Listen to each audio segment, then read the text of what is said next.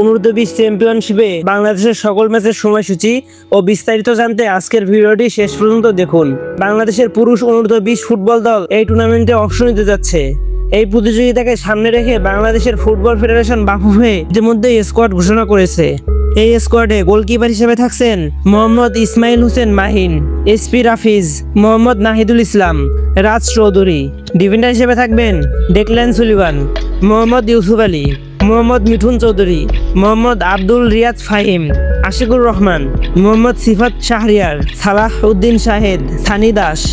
Midfielder হিসেবে থাকবেন চন্দন রয়, Samuel Raksam, Mohammad Kamal Mridha, Mohammad Ratul Hasan, Nazmul হুদা Faisal, Mohammad Shafiq Rahman, Ibrahim Nawaz. Forward হিসেবে থাকবেন রোনাল্ড সুলিভান, ফারহাদ সৈয়দ আফতাব, মোহাম্মদ মুর্শিদ আলী, মোহাম্মদ মানিক, মোহাম্মদ রিফাত কাজী, আশিক, মোহাম্মদ জয় আহমেদ। এই পূর্ণাঙ্গ দলের অধিনায়ক হিসেবে থাকবেন নাজমুল হুদা ফয়সাল। সবকিছু ঠিকঠাক থাকলে আগামী 23শে মার্চ মালদ্বীপের উদ্দেশ্যে রওনা দিবেন বাংলাদেশের তরুণ ফুটবলাররা। এই আসরে মোট 6টি দল অংশ নিচ্ছে। দলগুলোকে মোট 2টি গ্রুপে ভাগ করা হয়েছে। গ্রুপ এতে রয়েছে মালদ্বীপ, নেপাল এবং ভুটান। অন্যদিকে গ্রুপ বিতে রয়েছে বাংলাদেশ, ভারত ও পাকিস্তান। টুর্নামেন্টে বাংলাদেশের প্রথম ম্যাচটি অনুষ্ঠিত হবে পাকিস্তানের বিপক্ষে। ম্যাচটি বাংলাদেশ সময় 24শে মার্চ বিকাল 4:45 শুরু হবে। এরপর বাংলাদেশের দ্বিতীয় ম্যাচটি হবে ভারতের বিপক্ষে। সেই ম্যাচটি অনুষ্ঠিত হবে বাংলাদেশ সময় 28শে মার্চ বিকাল 4:45।